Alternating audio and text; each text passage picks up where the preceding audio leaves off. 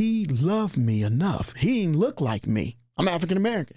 He was a white male, but he cared about humans. He cared about people. And he pulled me aside and he says, I'm going to tell you about your pronunciations. And from that moment, he helped me grow. He helped me grow. And so you got to, again, relationships matter, but you got to find people in your life that are willing to tell you the truth. Doesn't matter what color of skin you are or whatever. It's about people who love people. And he gave me some advice that changed my life. And so, yes, I would seek out people that would invest in my life. Some people collect cars. Some people collect stamps. Some people collect magazines. I collect people. And I've been doing that for a long time because I wanted to know what they knew. I call that wisdom.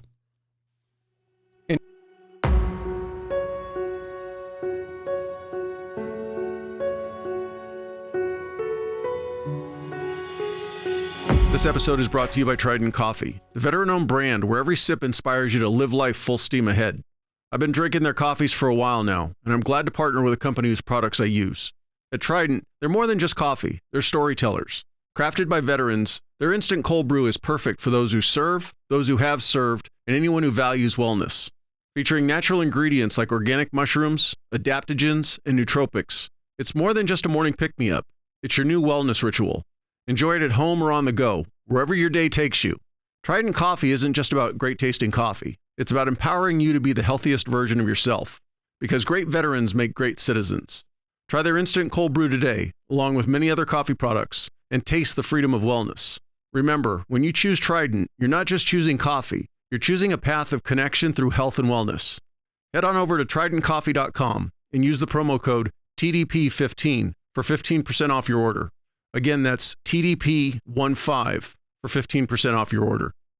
This episode is brought to you by Soflete, a tactical fitness company founded by special operations soldiers. Soflete is dedicated to helping you achieve a healthy lifestyle. From expertly crafted training programs to high-quality proteins, pre-workouts, and sleep and recovery supplements, they've got everything you need to power through your day. Soflete also has a full line of clothing. They have you covered from shorts to cold weather gear. Embracing the motto, Die Living, Soflete inspires us all to embrace life with vigor and resilience. So take the first step towards a healthier you. Visit soflete.com, that's SOFLETE.com, and use the promo code TDP20 to get 20% off your order. Again, that's TDP20 for 20% off your order. Hey everyone. First thing I want to say before we get into this episode, for those that have been on the long haul with us, we are celebrating our 3rd year. So thank you to each and every one of you who have been here since the beginning. For those who have jumped on recently, I appreciate the support, and I hope that the podcast is bringing you what you need. If there's anything that I can do differently, please reach out, let me know. But I'm going by the fact that because I'm not receiving many negative complaints, that you're enjoying the format of the podcast and that you want me to continue as is. But if there's anything that you would like to voice a critique on, how I could improve, what I might be able to do different, I would appreciate those comments because I can't make changes unless I know what you're looking for or would like to see changed. I'm not saying that I can make those changes, but I would at least appreciate the input. With that, let's get into this week's episode. This time I'm joined by a retired Deputy Chief Postal Inspector, basically the number 2 in the Postal Inspection Service. He spent almost 30 years in law enforcement. He came from Compton, not the best neighborhoods, a lot of gangs around where he lived, but he had persevered and pulled himself out of that. He intended to go to college and play football. Football didn't happen. College did. He was the first in his family to go to college. But not only that, he's gone on and achieved his PhD. Today, he's a published author. He retired in 2018 after almost 30 years of service.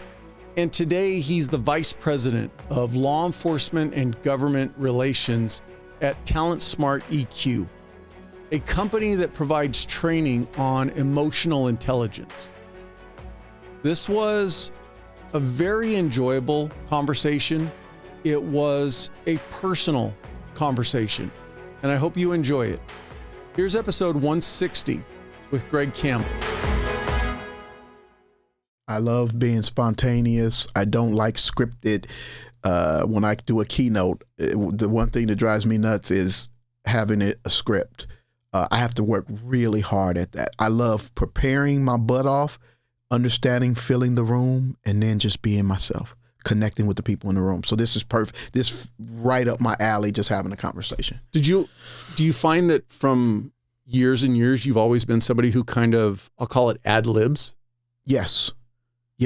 But ad lib with preparation. So, sometimes you could think of people who ad lib don't prepare or are not prepared. And I wouldn't say that. I prepare broadly and then say, it's not about me. Let me come in and really fill the room. How you doing? Good morning. Introduce, or set in on the sessions prior. Listen, tell me why you're here. Tell me what you would like to get out of the session. And then because of my preparation, then I could give them what they need and it not be about me. So it's a different form, but I don't need notes. I don't need scripts. That's just never been my thing. So I'm pretty good off the head, just spontaneous conversations. That's the way I love doing things. Love it. And for many times, and I'm sure you've been in those situations also, when you're listening to a presenter who hasn't prepared, and it's very obvious that they're just up there doing their best tap dance show, trying to get around the topic because either they don't fully understand the topic or, like you said, they're not fully prepared for the nuance of it. Oh, wait, you asked a question that I wasn't expecting you to ask kind of deal. Yeah. Absolutely. And, in my career in law enforcement, I was a public information officer. And the part that I loved the most was the question and answer session. Not knowing what someone was going to ask excited me. And then being able to respond, listen to the question, and then respond with an answer. I love that part of a press conference where most people should say that's the worst part because you don't know what they're going to ask. I love that part of just being tested to say they don't know what they're going to ask, but can you respond? And that's the part that excites me about the press guy. And the rest of it is scripted. Before we go too forward or too deep into your career, let's take you backwards. Absolutely. Let's talk about you as a young man, a young boy. Absolutely. Where's hometown? Where'd you grow up? Yeah. So first of all, thank you for that question. And that's why I always like to start is who I am and where I'm from. I grew up in Compton, California, Hub City, the home of where the Crips and Blood gang started, home of Venus and Serena Williams, the home of some of the most renowned rappers that ever lived. That's where I grew up. Growing up, Paul, I didn't have one family member that had ever graduated from college. Not one Uncle Paul or one, Aunt Mary, nothing, no one that physical person to look up to and say, I want to be like that and graduate from college. At the same time, growing up in Compton, I had 6 family members serving 25 years to life in California prisons. That sort of was my world. And I made a choice at a young age that I wanted to be the first in my family to graduate from college, and set out on the course to how can I do that? So how can I stay out of trouble when, most of the kids, none of the kids in my neighborhood talked about going to college. We talked about playing sports, or we just lived life day to day. And I was pretty good in sports. So I played football, baseball, basketball, every sport, but my predominant sport was football. And that kind of kept me out of trouble, or kids didn't put peer pressure on me because of that. And a lot of kids will talk about peer pressure. I didn't really have it per se because I was a decent athlete, and they left, they kind of pushed me toward what I was strong in. And as a result of that, my dad made a statement to me as a kid growing up. He said, you got a full ride to play football for the USC Trojans, but the only way that scholarship goes into action is if you do well in school. And this was when I was a little kid. So I tell people sometimes a lie believed can be even more powerful than the truth, because that inspired me to win every spelling bee, to win every math drill, not because I wanted necessarily at that time to be a great student, but I wanted to play ball at USC. At least your dad didn't put the bug in your head at UCLA. Oh no, man! My brother played basketball, and he used UCLA because, as if you know anything about LA area, football, USC Trojans back in the where I grew up in the 70s, and then basketball, UCLA Bruins. So my brother UCLA, me USC Trojans, and that just inspired me. It inspired me, and by the time I found out or recognized that I wasn't good enough to play football at USC, I was really a good student. And then, my gears shifted. I wanted to be the first in my family to graduate from college, and worked hard at that, to do that. Where I'd like to go with this real quick. Yeah. So I've had another guest who grew up in Watts, Compton, those very poor, bad, gang-infested areas. He talked about his grandmother being a huge influence on keeping him on the straight and narrow. And one of the things she used to say is, yeah, we live poor, but poor is a state of mind. Absolutely. It's what you're going to make of yourself. And so where I want to go with this is, many people who live outside of Southern California may have heard the name Compton and just automatically assume it's a bad area. At one point in time, Compton used to be a very nice area. But for you growing up in relation to the gangs, so you're a young boy, 12, 13 years old, is it on your street? Is it a couple blocks over? Or is it literally a couple miles away? I mean, how far removed from it were you? I was not removed from the gang. It was all around us. It was our neighborhoods. Our neighborhoods were named. I grew up off of Alondra and by the Compton Airport, and the gang that was a part of our neighborhood was NBC, Nutty Block Crips. And you may go next neighborhood over, less than a mile, cross the street, and it's Lantana, and every neighborhood had a name. So it was literally outside your front door. Absolutely. Neighbors. Again, outside my front door, but yet I felt insulated because of my sports. But right next door, 2 doors down, some of the biggest drug dealers. Right next door, some of the toughest guys in our neighborhoods. And growing up, when I grew up, I had more fights than I can count. But it was different. We'd fight because we had some kind of minor disagreement, and then we're right back out 10, 20 minutes later on this. I'm picking you to be on my football team that we're playing ball in the middle of the street or playing basketball in somebody's backyard. So we would have conflict because we didn't have the skills to deal with conflict. We'd fight it out, and yet would be right back out in the street picking someone to play ball on our team within 30, 40 minutes, and that fight was gone. For perspective, you didn't have the emotional intelligence to see beyond, I'll say, arm's length. This is a situation right now, we're going to fight it out. Once we get past that, that's the next arm's length to look at. Yeah. And, I think about that sometimes. There were little things that we did. You'd put a stick down and say, if you want to fight, cross that stick. Or put a stick or something on your side, knock it off my shoulder, and then we gonna fight. Crazy, but it was something that said something's gonna happen, and when that's done, it's over, and we're gonna move on to winning this game. Interesting. I've never reflected on that until you just asked that question. Sort of, how did we? I wouldn't have called it emotional intelligence, yet we had such great self-awareness to say something happened in that moment.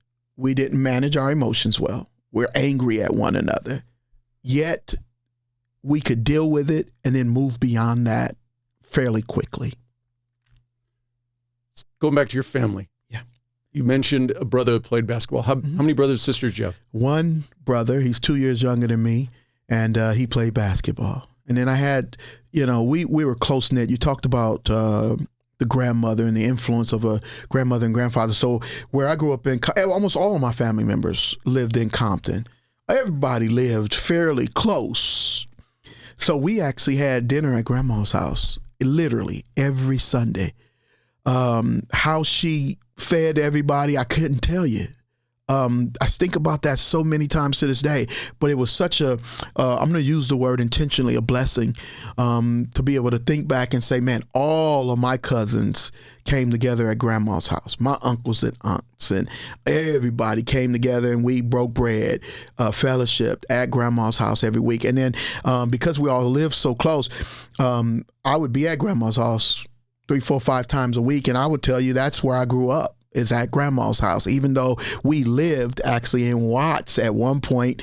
Spent most of my time at grandma's house in Compton. And then my parents moved to Carson, which is an adjacent city, which has a little different stigma to it because Carson was seen as those people who have kind of made it, yet spent 70-80% of my time again at grandma's house. But Carson had the football team, youth sports, and so that kind of was that world, living in two worlds, and that's kind of where I grew up, living in two worlds, and had to choose my own road. Do I go down the road that I saw all of my friends go down, where many of them were heavily involved in gangs, many of them were incarcerated at young age, and some of them family members either served life in prison or were killed in drive-by shootings. I've had a number of them. I also had family members that were on both sides because of where they lived in Compton. Some were Crips, some were Bloods. Because you don't get jumped in a gang being African American. People, there's a misconception there that people get jumped. Not in my neighborhood where I grew up. You lived in a neighborhood. If you were with your friends from your neighborhood and some other kids from their neighborhood, you fought because they were your friends and they grew up near your neighborhood. Yes, it was labeled, but it was mainly because your friends were family. We grew up around each other, took care of one another. There was a loyalty to the neighborhood, to the people in your surrounding area. So all of those things came into play, but very tight knit. And I didn't know I was poor. If you were to look at statistics and say what is the median income and of poverty level and all those things, we probably met that. But I would tell you, I never went hungry. I didn't want for anything. Did I have, didn't have a lot of things? I would say, yeah. But, we became real creative when you don't have a whole lot of things. So we would take a milk crate, put a skate underneath the milk crate and nail 2 pieces of wood, and we had a go-kart. We would take a hanger and get some pliers and twist it up and get some old rubber bands and an old tire patch, and we would make a slingshot. We would take a clothespin that used to hang your clothes out on a clothesline, take it to a 2x4, wrap rubber bands from the paper guy who's delivered labor. He would give us a handful of rubber bands, and we would make our own paper little gun. And it was watching the movie SWAT that I said, man, it was one black guy, if you remember, on the movie SWAT, and jumping out of trucks, rolling. And I was like, I want to do that. And that sort of spurred me, even though what I saw in the community with police was often very negative in the community and with police interactions. I saw that television show, and it changed the trajectory of my life. Going back to the 70s, if you think about it, most of the television shows were not positive. You think of Sanford and Son, living in a junkyard, and Lamont, you big dummy, you big dummy. And then you think of Good Times. They lived in the projects, and JJ, dynamite. Wasn't a whole lot of positive stuff. And it was when watching SWAT or when the Cosby Show came out, and I said, wow, there's families that can actually be a doctor and be successful. And it was watching the television show, because I didn't have physical examples. So it was on television that I saw and sort of created that mindset of, the way you change something. I don't know where it came from. It could have came from a conversation with my grandfather sitting on the porch, or I don't know where it came from, but at an early age, I knew the way you change something is from within. You have the power to dictate your future. You have the power. I have the power to develop myself and to become great, not good, but great if I worked hard. Maybe it was my coaches, my football coaches, that instilled in me, run through the line. Don't cheat on that last push-up. Don't quit. Hold that ball tight. Gave me a work ethic and a drive and a passion that caused me to be successful. All those things coming together. Paul, here's what I would say. I had a tough life growing up in Compton, and all the things that I went through, all the things that I seen, not having family members as an example, family members in prison. I would tell you this, nothing was done to me. Everything in life was done for me, and I wouldn't trade any of it for the world. It's created who I am today. What did mom and dad do for work? My mom worked at a factory, a toy company. For a long time, she didn't work. And then she, at one point, went to work at various factories and did quality control at a factory. My dad was one of the best athletes growing up in the Watts area, and was drafted at 18 to go fight in Vietnam. And he's wounded in Vietnam to the point where he's, I would say, was 100% wounded, where he couldn't work or play sports again. With what we would say today in 2024, he came back and he would have been diagnosed with post-traumatic stress. But we know at that time our soldiers were not diagnosed. The Marine wasn't diagnosed with post-traumatic stress at that time, and so my brother and I, my mother. Excuse me for interrupting you, but you compound it with every Marine soldier, serviceman who came back from Vietnam got unwelcomed responses. Yes. So you just compound yes. that PTSD. Yes. Yes. And so we grew up with a father who I knew loved us. He went to every sporting event I had. He shared love in the way that he knew how. But there were times where I questioned, did he love us? My dad didn't eat dinner with us at the dinner table. Not one Thanksgiving, not one Christmas. And Paul, it wasn't until about 9 months ago, I was speaking at Baylor University on emotional intelligence, and I was telling a story about my dad and being a Vietnam vet and never eating dinner at the dinner table. And a young incoming potential college freshman said, well, why didn't he eat dinner with you at the dinner table? And I could tell the story. I told the story many times, but I didn't stop to reflect on it because it was painful. You know, and some of us as humans, many of us have past traumas and past hurts, past pains that we might never talk about, or we may talk about but never really reflect on it. And at that moment, this past summer, I paused on that stage and said, okay, closed my eyes and said, why didn't Dad eat? And I thought about it. His injury caused him to have stomach issues, esophagus issues. So my dad was in and out of the hospital probably every other month. But I didn't want to think about the why.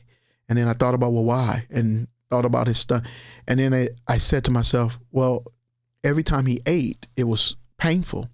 So my dad didn't eat dinner with us at the dinner table because he loved us. He ate once a day. And that was generally late at night when all of us were asleep. And it was at that moment, 55 years old, Baylor University, standing on the stage, presenting on emotional intelligence. I said to myself, I experienced the F word, forgiveness. My dad did the best he could, given his level of awareness. And he actually loved us and was protecting us because he didn't want us to see him eating in agony. But I didn't realize that. There's so many nuances to that story. Protection was what came to my mind. Mm-hmm. And what he's protecting is, as a young boy growing up, your dad's your superhero. Absolutely. And he didn't want you to see what, in his mind, you might perceive as weakness. Absolutely. And so he protected you from that. Mm-hmm. And this is one of those topics that you and I are the same age. I'm 55 also. We come from a generation where, depending on whose book you're reading, oh, our parents were horrible. They didn't show love. Mm-hmm. On the other hand, I'm part of the group that thinks they were parents first and then your friend. Oh, yes. And so when you talk about, I grew up, did my dad like me? No, but he was your dad first. Oh, you better believe it. You know, once you become an adult, then we can become friends. Till you're an adult, I'm your parent first. And I think a lot of parents today get wrapped up in being the friend first. Absolutely. I do think that when, hindsight, we've heard it's 2020. I look back, he was not my friend and would actually tell me that I'm not your friend, I'm your father. And he did things for me, not to me. He did things for me to help me become the man that I am today. Now, some of them came from his upbringing, his past trauma. Like, big boys don't cry. Wipe your face, son. Get your head up. Shake a person's hand. Big boys don't cry. I don't carry that into my relationship with my son. Emotions aren't good or bad. They're just data. And so I don't have a problem with crying myself or letting my son know that, sometimes there's tears of joy. My son is 25 years old, and about August, first week of August, he just got married. Those were tears. Congratulations. Thank you. Those were tears of joy. So emotions aren't good or bad. They're just data. It's a matter of how we process them. And I didn't know that growing up. But I could tell you right now, he's sitting here today on this podcast, that my dad loved me. And he did the best he could. And as I look back saying, thank you, Dad. Thank you. Did he talk about his time? Obviously, the military really derailed a possible future. You talk about, being an exceptional sports athlete and then taken from him. But as for a young man growing up, both you and your brother, was he positive on the military? What were your parents pushing for you going into adulthood? Never talked about it. Never talked about it. Now, his time in the military. Now, he did have some pictures, few pictures that every now and then, and, it was old school, didn't have everything on your phone. We had those picture books and with the Polaroid camera. So he had some Polaroid cameras of guys where he was in the hole and, carrying the machine gun or, and I would ask a question every now and then. He wouldn't go in depth, but he would share a little bit. So I didn't know a whole lot. I had pictures. One of my colleagues is at TalentSmart, and I started to bring my dad's medals with me, and I wish I would have brought them because maybe you would have helped me take a glimpse into things. So when I present now, I have a picture of my dad on the screen. I said, that's my dad, and one of my colleagues at TalentSmart, 22-year Marine, he was able to look at that picture and say, oh, your dad, he knew what the medals meant. I never knew. And you probably could look and go and look at a stripe or look at him and go, oh, your dad is a gunner, gunner. He knew how to shoot. I didn't have any of that information. And I'm just learning that from people who have the experience or served in the Marine or served in the military and can be able to give me a little context because I don't have it. I have his medals now in my drawer. I don't know what any of them mean. And that's one of the missions that I'm on now, to make sure I connect with people who could help me understand a little bit more about my dad. Yeah, not having served in the military myself, I have a peripheral knowledge, but the people who can look at a chest of ribbons and know exactly, and where I think it's really interesting is when the people who try to do what that stolen valor type thing, and they put all the stuff on and somebody immediately knows, wait a minute, yeah. I'll use the analogy of being a street cop. It's like looking at a license plate and you're like, wait a minute, that sticker doesn't belong on that, or something. You just know right away. Yep. Got the spidey sense and you just know, absolutely. I agree with that. You played sports all through high school? What year did you graduate? I graduated in 1986. Okay. So 1 year ahead of me. Yeah. And you mentioned that there came that realization that going on to USC from a sports aspect wasn't going to happen. Yes. When was that apparent to you? Actually probably 10th grade, just realizing playing football at Carson High School. And growing up then, Carson was a powerhouse in the Los Angeles area, banning Carson, Mater Dei was always good, but Carson was a powerhouse. And just bringing all the kids from the neighborhood, and I realized just the competition in my size and that I could play, but I wasn't that good, to play at that next level.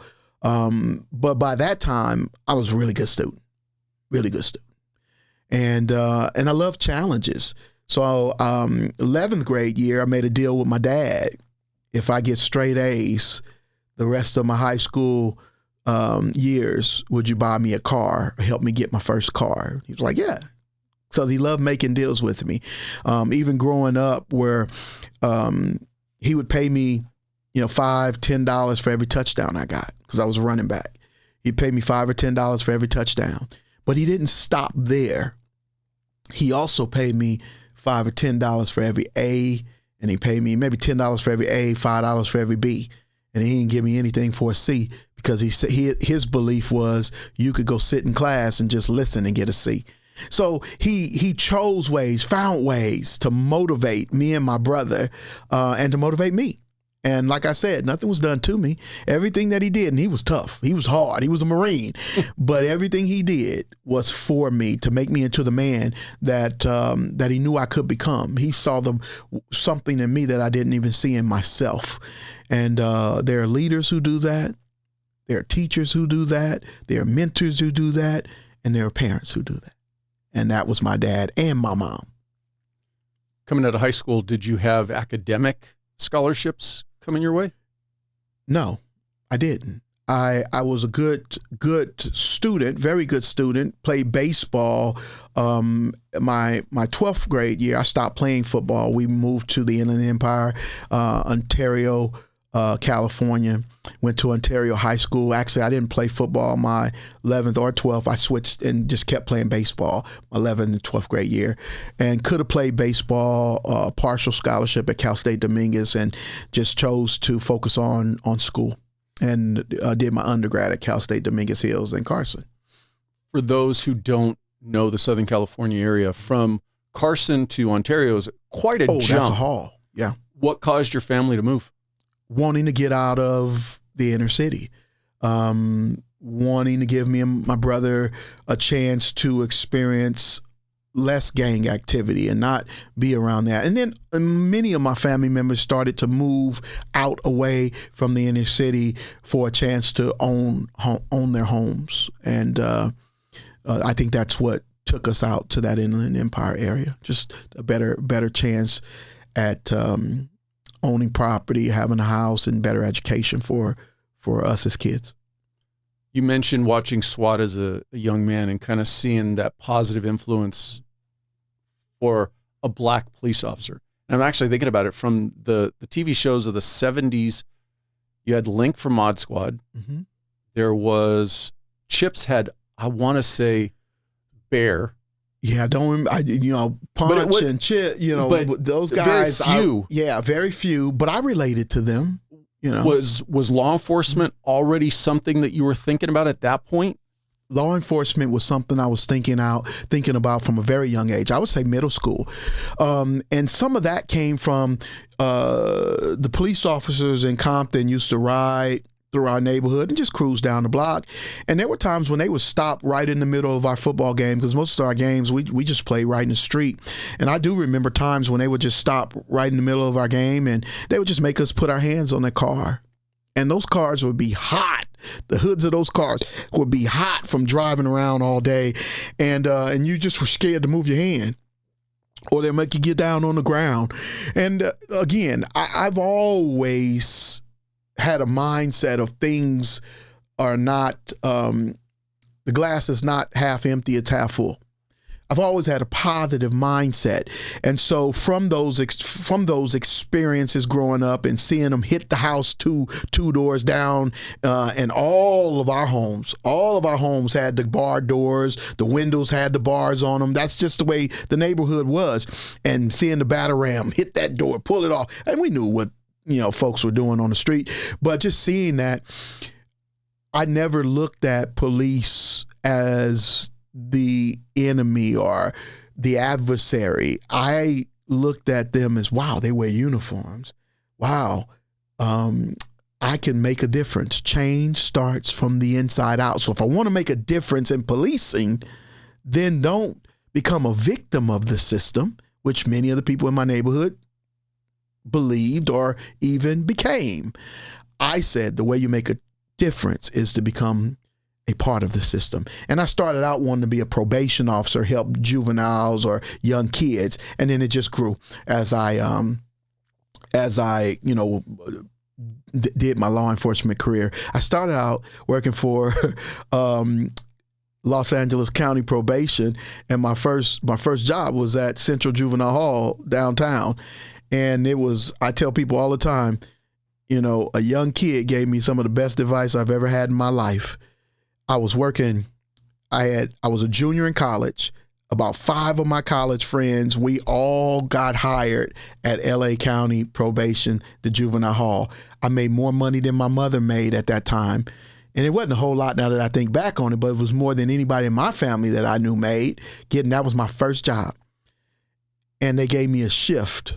2 days, 6 to 2, 6 in the morning to 2 in the afternoon, 2 days, 2 in the afternoon to 10 at night, and 1 graveyard shift. I would have never been able to finish school.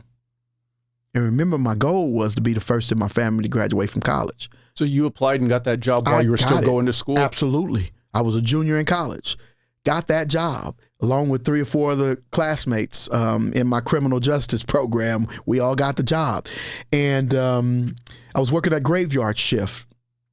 And it was a kid in for homicide. And I was doing the rounds to make sure they were good in their rooms. And the young kid looked at me and said, "Officer Campbell," he says, "I'll be getting out of here someday. You'll be here the rest of your life." I went home that evening and literally asked myself a question. Is this something I want to do the rest of my life? And I said, absolutely not. I felt locked up. It was that next day, I gave a 2-week notice. Went back to Bank of America as a teller and then finished my degree. What were you studying at college? Criminal justice. Sociology was the major with a criminal justice emphasis. And that young person's words literally changed the trajectory of my life.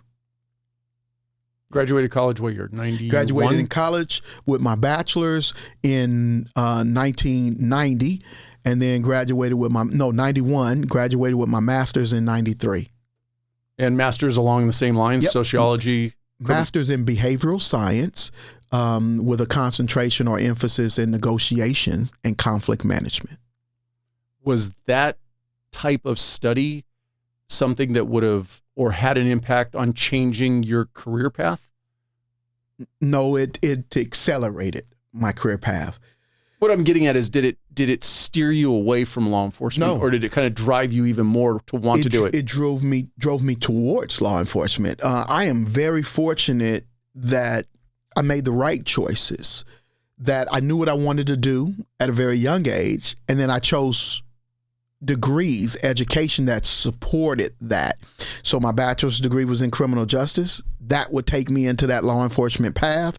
My master's degree was in behavioral science, negotiation, conflict management, but it focused on, I was able to do my master's thesis on gangs. So I consider myself an expert growing up, a pracademic, meaning that I lived around gang activity, but then I studied, and my research thesis was on gangs in elementary schools. What are some of the indicators? Because most of the gang prevention programs were starting out when kids were in high school and some middle school programs. There were no prevention programs for kids in elementary. And I believe, knowing what I knew growing up in my neighborhood, that kids were steered toward gang activity starting in elementary school, from their dress, from their behavior, all those other things. So I did my master's thesis on that. Where'd you go to grad school? At Cal State Dominguez Hills as well. Mm-hmm. Coming out of grad school, what was your first step off into your next law enforcement agency? Yeah, I did a little work with Compton Police Department. I always believed that that I needed to expose myself to the profession to understand what was taking place. So I had a detective at Compton Police Department that took me under his wings. I did a lot of volunteer work, internship work with him to understand, what it was about policing that I loved, and to help build my resume. And he just poured into me. He taught me how to work hard, make sure I do well in school. And then it was just going back on campus. It's just the being at the right place at the right time. Going back on campus for some reason to go to the financial aid office or the administration office, and the United States Probation and Pretrial Services was recruiting on campus that day. So my first, I would say, other than LA County Probation, my first career job, I became a pretrial service officer with the United States District Courts in Los Angeles.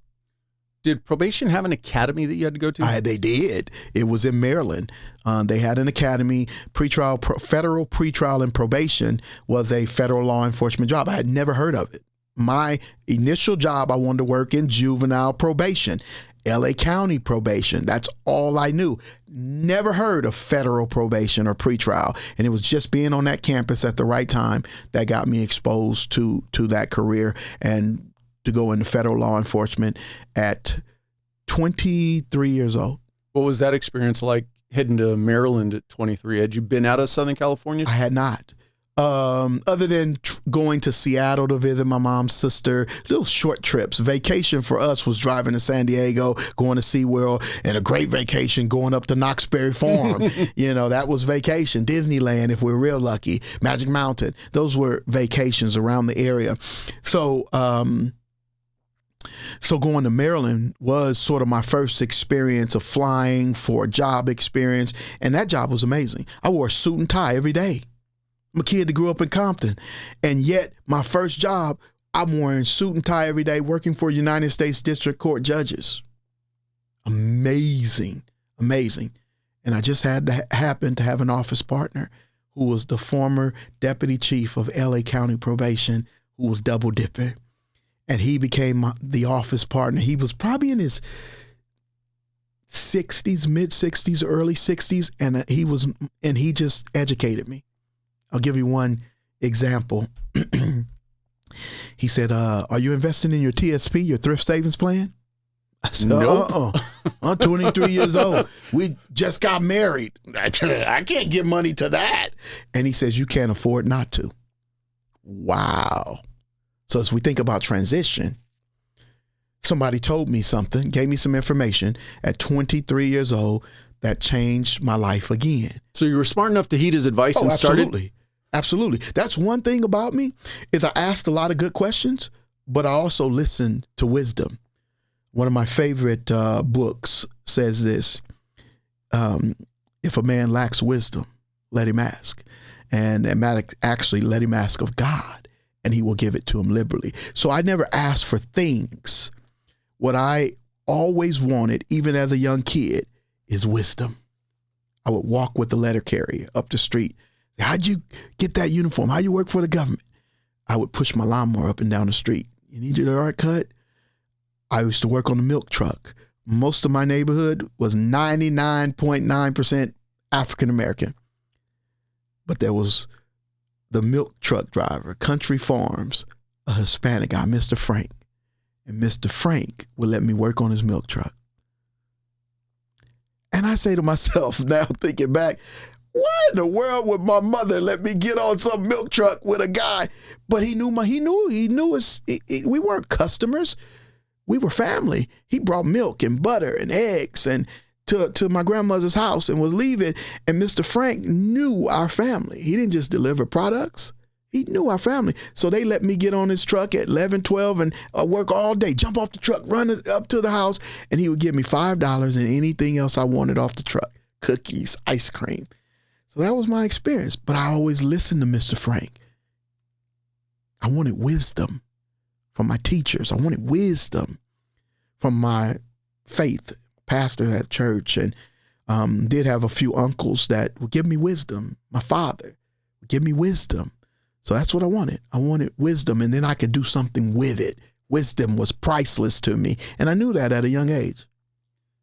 You bring up a great point. And I do think, to a degree, today we get a little mired in, you made a statement. Why would my parents let an 11-year-old boy go with some stranger? Mm-hmm. I'll put that in air quotes. Mm-hmm.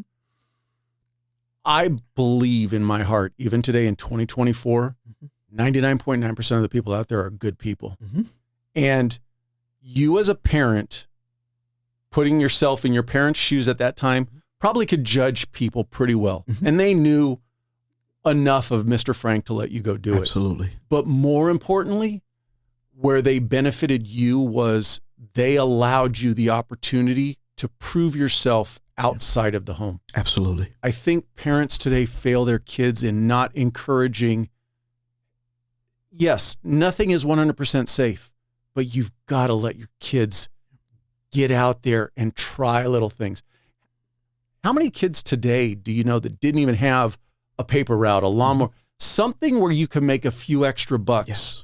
And learn that hustle and learn, I got to work for this. Absolutely. So that allowed me to develop my work ethic. It allowed me, another gentleman that came by our house, my grandmother's house, was Mr. James, and he had a lawn business, and he would take us on some Saturdays to go cut grass with him. Well, Mr. James said those lines have to be straight. Can't have wiggly lines on somebody's yard. So he taught me how to cut a lawn that looked like a baseball field. Work ethic, dedication, paying attention to the detail. That's the key. Coaches, pay attention to the details. Do your job. Make that block. And you don't just make it for yourself. You make it so that everybody on the team can be successful. I learned that from Mr. Frank, Mr. James cutting grass, Mr. Frank delivering milk, and my coaches playing football. I learned so much about life, and my parents exposed me to that. We didn't have a whole lot, but I had everything I needed to become Dr. Campbell, for where I didn't even see it, but yet somebody else saw something in me. That's the key. how I got here. That's the key. You learn to cut straight lines in a grass. But the bigger picture is, you learned your work and your reputation goes beyond just that moment. Absolutely. So when somebody looks at that lawn and the lines are straight, they don't necessarily know who cut it, but they know the person who did it has attention to detail. Absolutely. Absolutely. And I carried that from a kid all the way into my life as a senior executive of a federal law enforcement agency, second in charge of the whole country when I retired, for the United States Postal Inspection Service. Those principles carried on in life. And I think those are precious. As you just said, you got to give kids an opportunity to grow. Got to give them an opportunity to fail, because failure oftentimes is growth. And I believe in those things. From federal probation, was the Postal Service your next stop, or was Next step. Yeah. How did that come about? Yeah. Watching, as a pretrial service officer, we worked for the federal district, the district court judges, and anyone who was arrested, we interviewed them and determined for the judges, helped the judges determine whether they were a flight risk or a danger to the community and whether they should be released on bail. And unlike local county probation, federal probation pretrial, we supervised them while they were pending trial. And so we started getting a lot of guys bringing in gang members who were robbing post offices. Like, I had a lot of bank robbers and the FBI bringing in, guys robbing banks. But those started to decrease, and we started to see a lot of people coming in robbing post offices. Like, well, what are these guys? What, a postal inspector? What do y'all do? And it just made friends with a couple of agents who were postal inspectors, and just having conversation. Relationships matter. Got that from learning from Mr. Frank, Mr. James. Building relationships matter. That's how things happen. And just building relationships, and a couple of agents came and say, hey, we're hiring. I'm like, what do you do? I know y'all guys robbing post offices, but I don't know anything about a post. I know DEA, FBI, and then that's how it happened. I applied, and the rest is history. Became a postal inspector, And then they moved me from LA to San Francisco and became one of a young agent up in San Francisco working mail theft, undercover narcotics, and loved everything about it. And that just sort of changed the trajectory of my career and my life. How many years did you do with federal probation? I did from 1991 to 1995, so 4 years. Always in LA? Always in LA. Was there ever a concern as you moved within the federal organization of, man, I might have to relocate my family from Southern California or wherever you were at? Because that's one of the downsides to federal law enforcement. Oh, yeah. And that's again, going back to self-awareness. Grew up in Los Angeles. All my family live in Los Angeles, and I'm never leaving Los Angeles. It's all I know. So the inspection service, one of my requirements was I'm not moving. So I'll apply if y'all will bring me back to LA. So they told, oh yeah, there's all kind of vacancies in LA. Nobody wants to work in LA. And, but you took a job. You didn't know where they were going to send you. However, during the hiring process, they told me I was coming back to LA, and I took a job. 8th week of the academy, you find out where you're going. And they sit us at the academy based upon our last names. Campbell, I'm number 2 in the row. Everybody else. And so in the 8th week of the academy, they say, coming in, sit down, and we're going to tell you where your first assignment. Greg Campbell, San Francisco. That's not Los Angeles.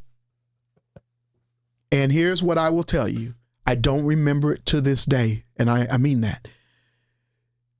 What I'm told I did is I got up and I hit the wall in the classroom that we were assigned.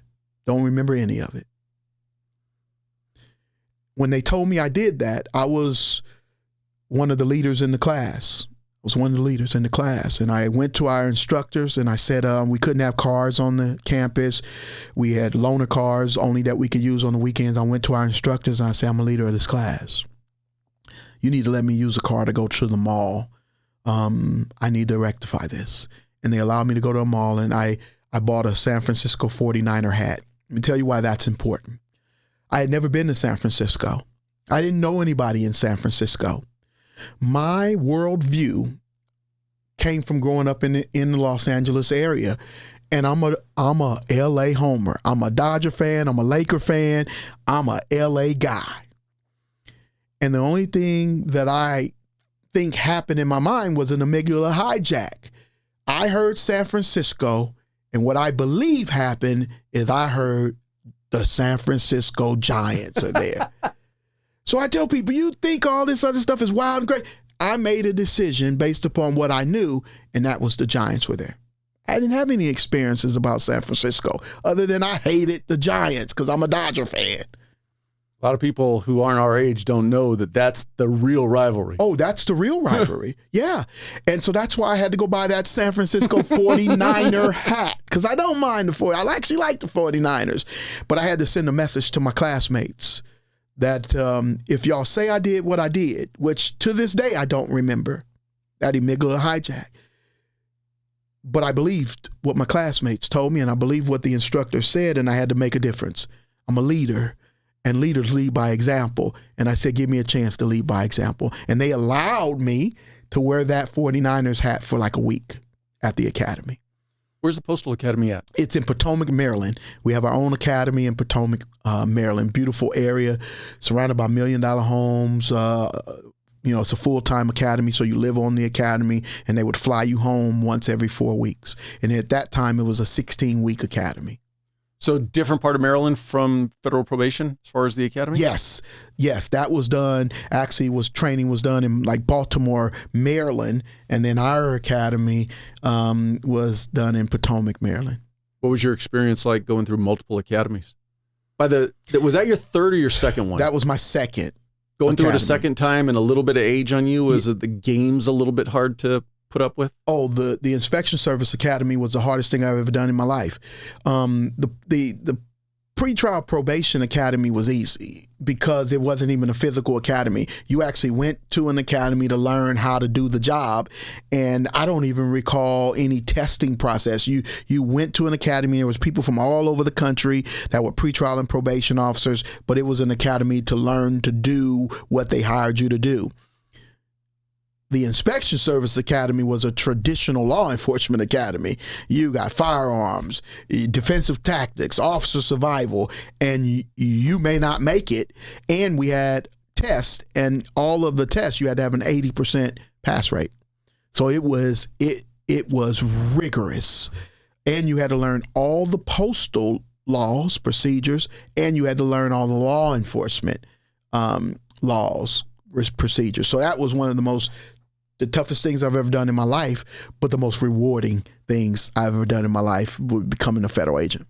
You mentioned being married. How'd your wife take having to relocate to the Bay Area? Not well.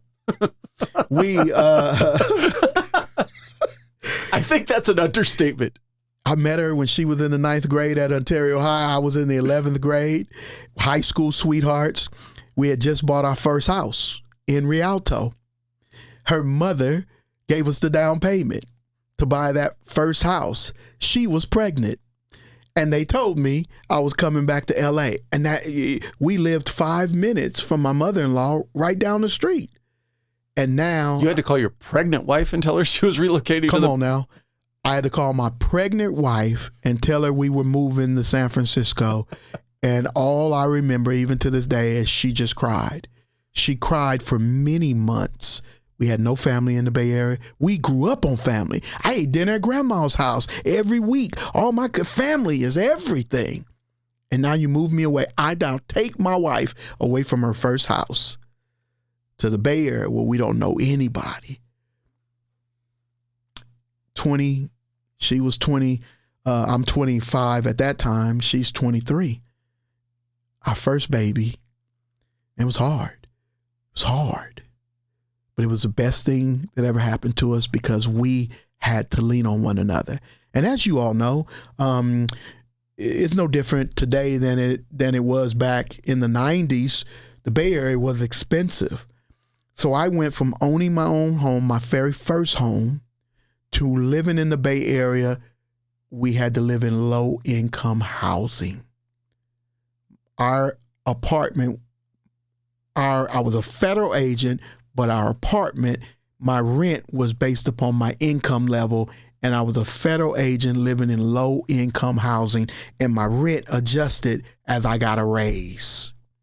It was not easy for me to say that to my wife, but I just believed in myself. Again, going back to my upbringing, going back to Mr. Frank, Mr. James, I told her, I won't let you down. I won't fail you.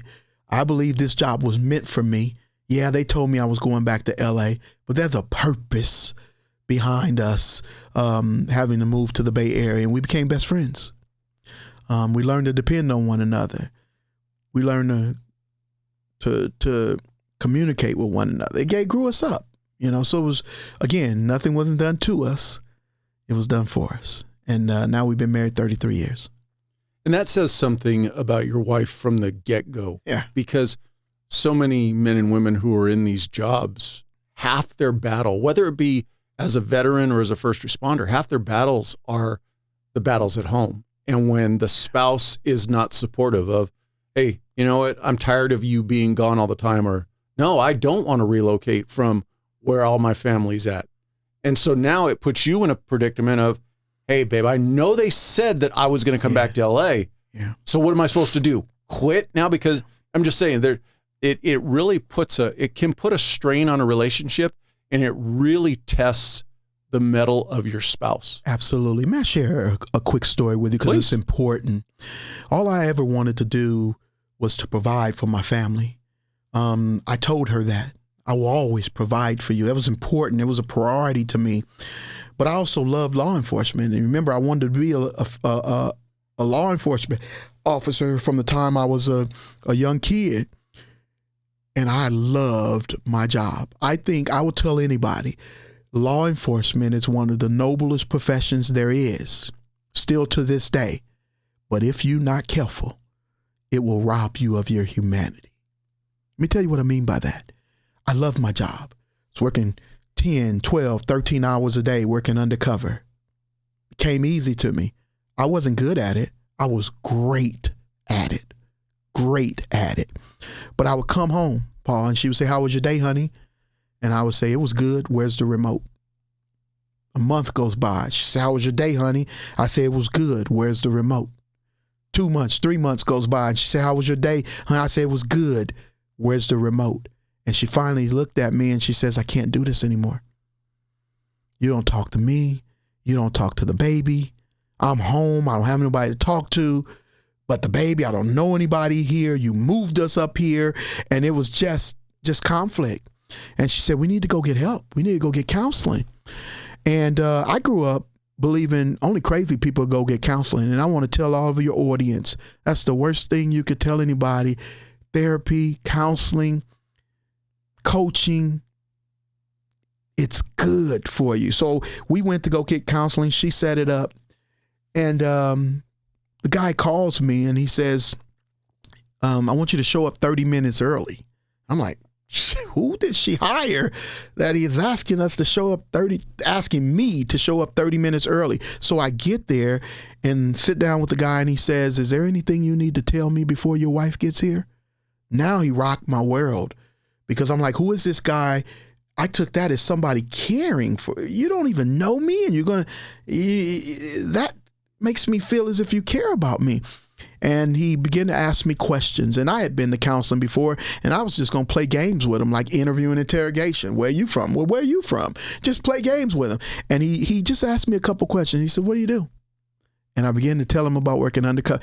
And he could see the passion. He could see the excitement.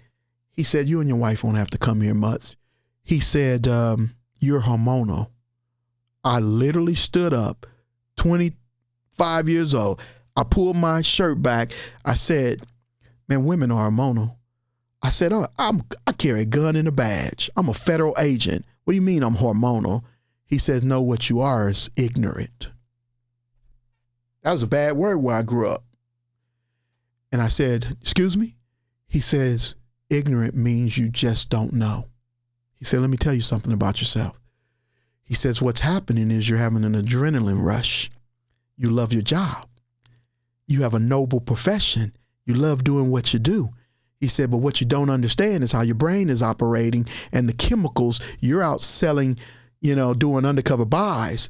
But what you're also is dealing with drugs that are happening in chemical reactions in your brain." And he taught me that I was having adrenaline rushes. And when I was coming home from work, I was coming off an adrenaline high. And he says, "Here's what I want you to do. When you're driving home in that undercover vehicle," he says, "I want you to pull into your driveway. And I want you to open your door and I want you to find a stick, rock, any object. And I want you to put that object on the floorboard of your car and then leave work at work. And then go in and love on your wife." Now, even 30 something years later, here's what my wife does. She knows me. She's been with me my whole life. We've grown up together. And she knows when I had a good day. She knows when I've had a hard day. And she would say, "Here's the remote." She says, "Wind down. Let me know when you're ready to grab the baby. Let me know when you're ready to talk." And that saved my life. That saved my marriage.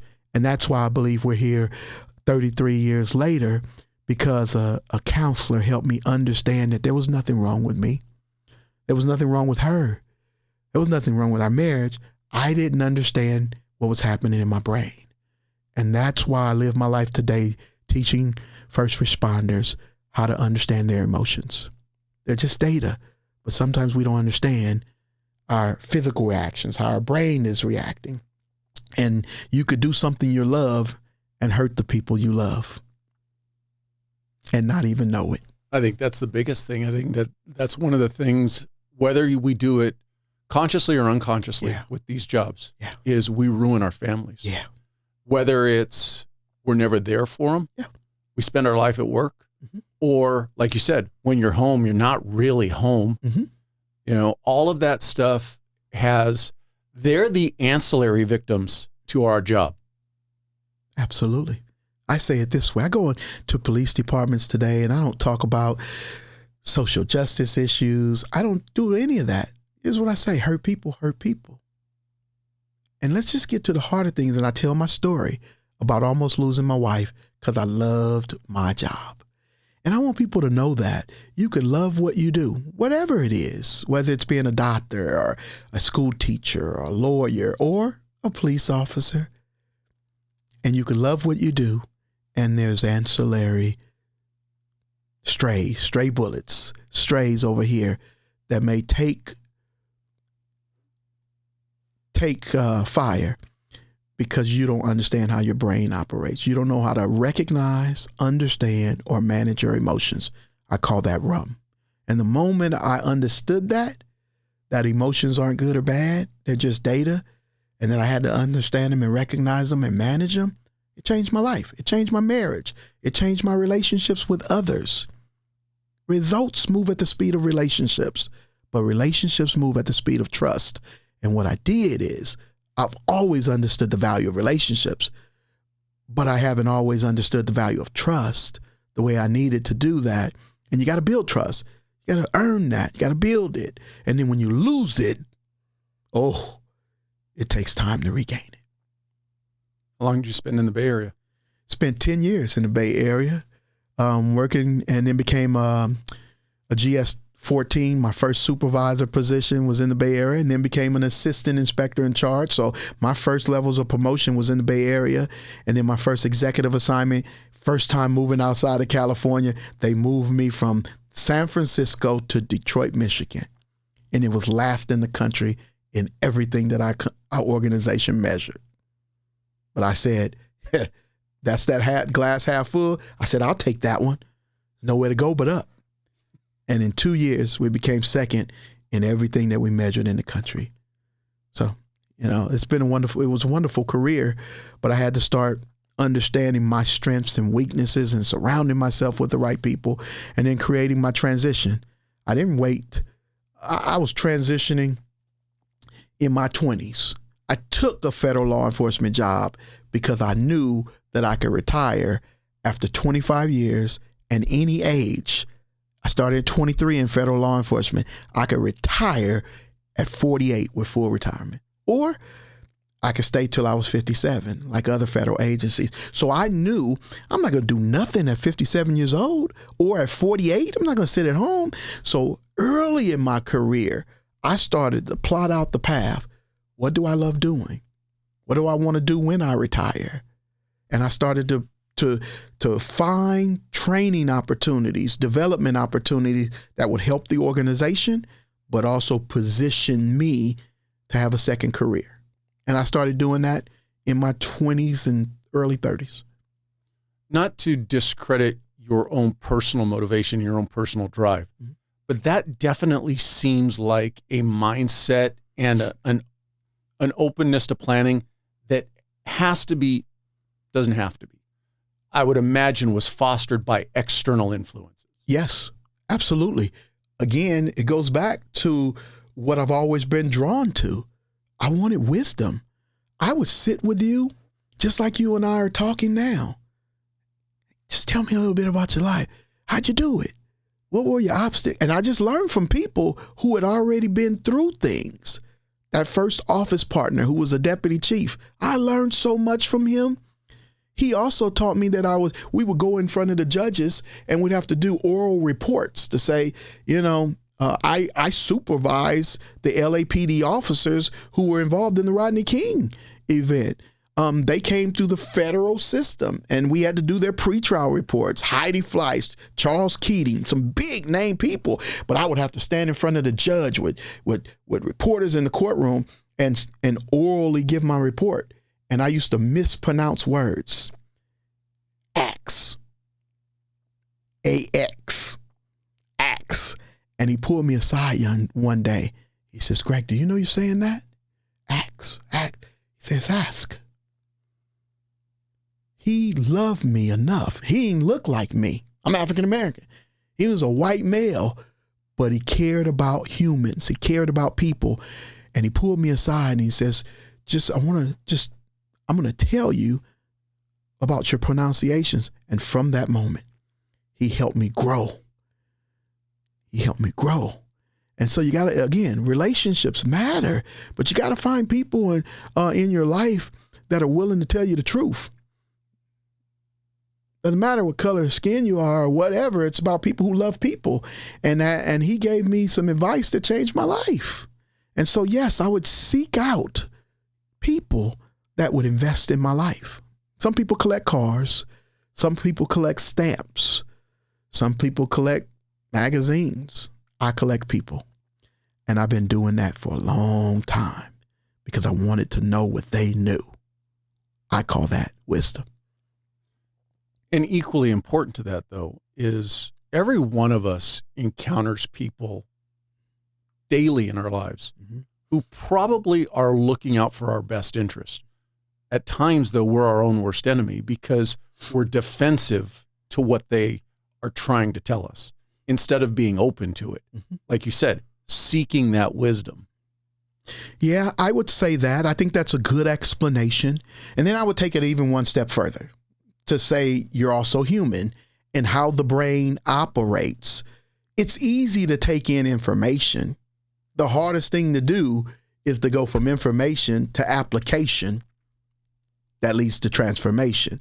So most people get up, look in the mirror. Oh, I don't like what I see. I want to lose weight, and never do anything. Application. And that's where most of us get stuck in the application or information phase. When you start to transform your lives or make a difference with the information you're taking in is when you start to understand that application is the hardest thing, but also the most important thing. I'd say choose your hard, and then your life will be transformed. Just this week, I said to myself, I've been traveling for the last 3 weeks, and I said to myself, discipline is my word for the rest of the year. Discipline. Whatever it is I want. I want to write my next book. Then discipline. Get up. 4 o'clock in the morning, 5 o'clock in the morning, whatever time you're going to write. Talk about a book all you want. But if you don't use discipline, it won't happen. So whatever it is you want, take information, turn it into application. That leads to transformation. And mine's for the rest of this year will be discipline. Get up, go walk, take care of my body, take care of my mind, eat right. You can talk about it, but you got to do it. So that's where I'm at now. And that's with anything in life. So if you want to transition, figure out what you want to do and then come up with a game plan. Some people say set goals, but I call it take information, turn it into application that leads to transformation. When you're in Detroit and you're now on that path for leadership, are you looking at the top of that ladder then, or is it points along the way that pushed you further along as far as promoting? It was the very first day on the job. So I just this week was at a women's leaders in law enforcement conference, and I stood up in front of them and I said, the very first day on the job as a federal agent, you show up and they take you go to meet the inspector in charge or the agent in charge and the other leadership team. And most people don't want to be in the leadership corridor. You stay away from that. So I walk in our agents in San Francisco. I walk in our headquarters and the president's on the picture on the wall. The attorney general's on the picture on the wall. And then the inspector in charge, who I'm about to see, is on the wall.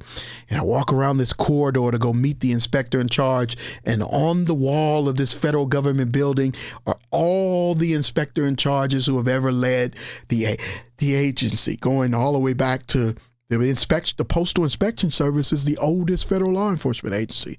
Before there was a FBI, a DEA, there was postal inspectors. Benjamin Franklin was the first postal inspector. So there's a history with this agency that I had never heard of. And along the wall, black and white pictures, all the way up to color pictures. And here's what I noticed. They were all white males. There wasn't one woman or one person who looked like me. And I ain't say anything to anybody. I just looked at the pictures.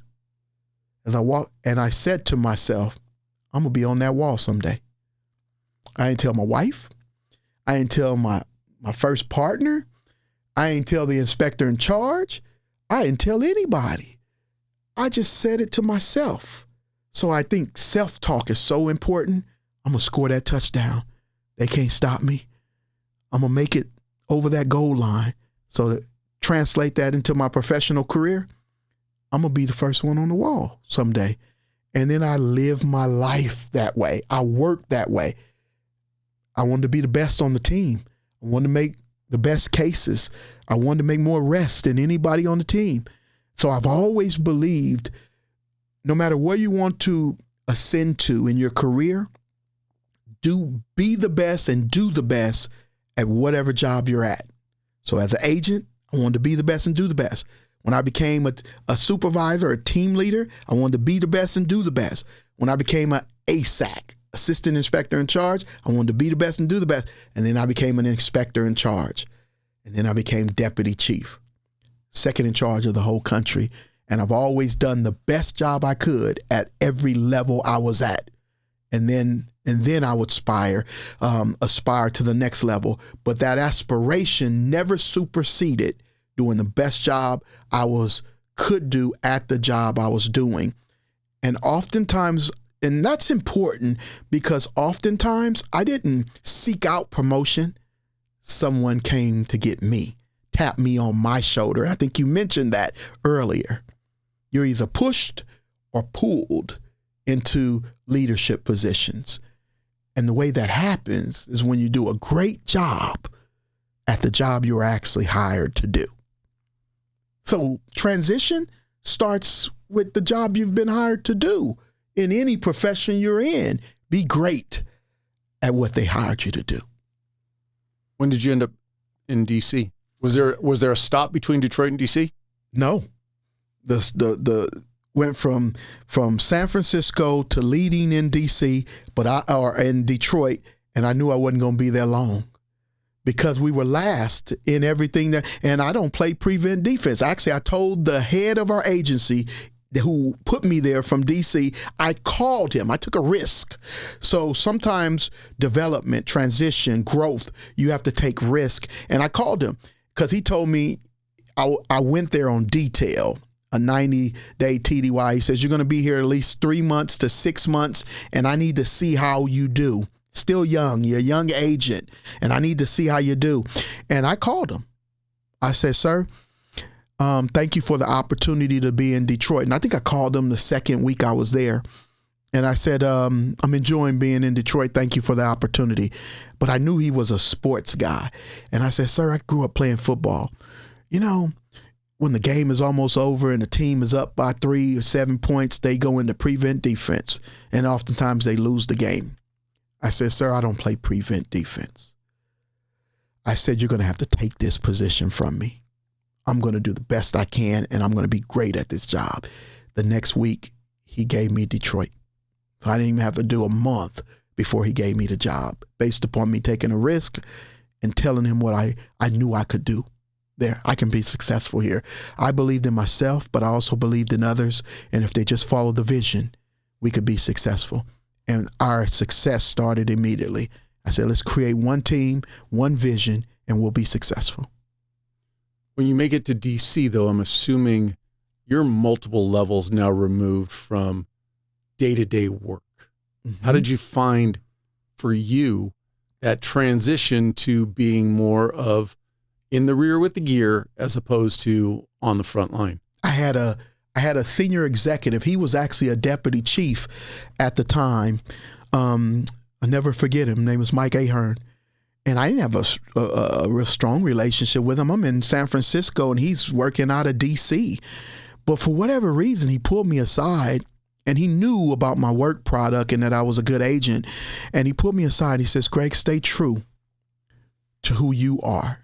He said, even if you move up in the organization, never forget who you are. And remember, my sort of philosophy and life's values have always been to collect people. And he told me never stop collecting people. And so when I moved up, when I became the assistant inspector in charge, I would go out on search warrants. So I was a firearms instructor. I was a defensive tactics instructor. I led the division in arrests for many years. So no one questioned my work ethic. No one questioned my knowledge in doing the job. But they also didn't want management out on a search warrant. It was like, ugh, get away from me. So I had to stay true to who I was. So I would go to a briefing and say, thank y'all for doing what you do. Listen to the briefing and just say, glad to be here. I just wanted to hear the ops plan. Just want to say hi, and I would leave. That was my way of keeping my boots on the ground, keeping my ear to the ground, knowing what the team needed. I would go to the debriefing. And so I kept my ear to the ground. And that's how, as I moved up, even as a deputy chief, I would fly out on major search warrants, and I would fly out and be at the press conference, be at the briefings. Didn't go on the search warrants, but I always kept my ear to the ground. I didn't cascaded that to say, when I found people who wanted to move up in the organization and they had real good potential, I would then expose them to leaders that were good. Great. One of the things that happened to me is I got my first frontline leadership position because I made arrests. I was good at making arrests. I had no leadership training. And I said to myself, as I move up, I don't want people to be promoted to leadership positions and they've never had leadership training. So I started, as I moved up and had influence, I started to give people training before they got promoted. Oh, you're good at making arrests? Let's send you to a leadership training program to then say when a position comes open to promote, you've now already had the training versus getting promoted and you've never led people. And then we wonder why you fell. You don't know how to lead people. You've heard the saying, people don't leave organizations, they leave leaders. Yet we as organizations fail our leaders because we don't train them before we promote them. And I reversed that. I started giving people training opportunities and then say, now let's take the best of the best after we expose them to the leadership training. That to me is the key to a successful organization, is the self-confidence for you as a leader to understand that your time is not infinite. You need to be preparing the people that are going to take your place. Absolutely. As opposed to many people who get into a position of leadership, they're there to feed their ego and they want to hold on to it and not give out any information. Your job as a leader is to, first thing is, be identifying the next leader and making sure that they're prepared to replace you, because you are not going to be there forever. Yeah, absolutely. And again, I learned this along the way. I love reading books. So even though growing up in the inner city, I didn't have access to physical people who were role models, I would read books. Colin Powell, Lincoln on Leadership, Lee on Leadership. I would just read books to understand what can I take from those books to understand how to be a good leader. And one of the things, I don't remember what book it was. I don't even remember, but I would take nuggets from books. And one of the things that I learned in one book, it said the sign of a good leader is not how you perform, not how your people perform when you're there. The sign of a good leader is how do your team perform when you're not there. And I learned from that great leaders prepare someone to fill their seats when their opportunity comes. And so as I moved up in our organization, I made goals for our executives to say, okay, you had to manage your budget. You had to, get this many arrests as a division. And then you had to identify mentoring and who you were developing. That became a part of their strategic development, that you had to develop the next leader behind you. And I think that's what every organization needs to do. When did you know that your time as a federal officer was coming to an end? In my 20s. I mean, what I'm getting at is your actual retirement date. Yeah. The preparation started. I always had a plan to retire at 48. and then to go off and do academia. That's why I went and got my PhD, because I love teaching, and I wanted to teach others in public policy, criminal justice, and business. So I even diversified. My doctorate degree was not in criminal justice. It was in business, because I wanted to teach across the spectrum. And so at 48 was my plan.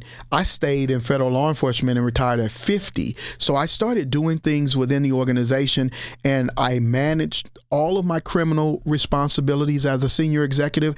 And then I took on additional roles of leadership development and succession planning. And it was at that moment of helping develop others on a bigger scale that I said, and then I was exposed to the Ken Blanchard Company, situational leadership. And I met Ken Blanchard himself, spent some time with him, and he heard me speak at a conference. One of my first conferences I spoke at was at a Blanchard Summit, a Ken Blanchard Summit. And they would bring in keynote speakers and client speakers. Well, we had brought situational leadership to the inspection service. I spearheaded that. Ken Blanchard invited me to the summit to talk about our leadership development program that I had led in our organization. At that conference was Simon Sinek and Brene Brown and this young federal agent named Greg Campbell. And now I'm freaking out. I'm in my hotel room going, I'm on a docket with Simon Sinek and Brene Brown. What am I supposed to say? And I just got up and I said, I'm a storyteller. And I told them about our program. And did you at least get to go first, or did you have to follow behind them? I went in between them. Yeah. And it was at that moment that I recognized, I heard Deputy Chief Ahern say, just be you. Just be you. And I got up and I told my story. That's why I loved how you started out with talking about growing up. I always start my story because that led me into law enforcement. It's an integral part of who I am, that nothing was done to me. It was done for me, and how I love leading people, collecting people, developing people. And it was at that moment that I knew I loved speaking at conferences. Ken Blanchard came up to me, literally, after that session, and he asked me, when are you retiring? This was 2016. And I said, sir, I can retire today. He said, he called the CEO of the company over, Howard Farfel, over, and he says, when he retires, you hire him at Blanchard. I work for TalentSmartEQ now. The CEO of TalentSmartEQ is Howard Farfel. He was the person who hired me at Blanchard. He was also the person who brought me over to TalentSmart, again, based upon relationships. And it took me 2 years before I could transition. So one of the things I think is important in transition is if you have a partner, a spouse, don't transition without communicating with them. So Blanchard offered me a job in 2017. My wife was on vacation with her girlfriends in, I think, Cabo. I called her and said, Blanchard's offered me a job. I'm going to take it. She said, what do you mean?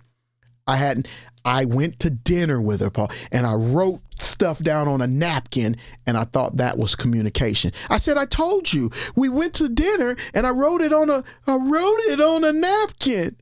What do you mean you don't want me to take it? What do you mean? She says, you've been getting a paycheck for 20 something years, and now you're going to go to the private sector. What if they fire you? And it scared her to death.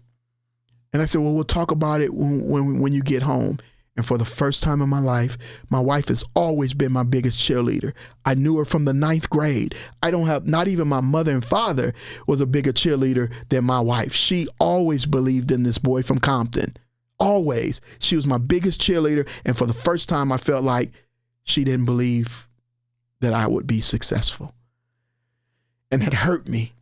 But I had to do some quick reflection from the time she was going to come home from her trip. I called my mentor. I said, she don't support me.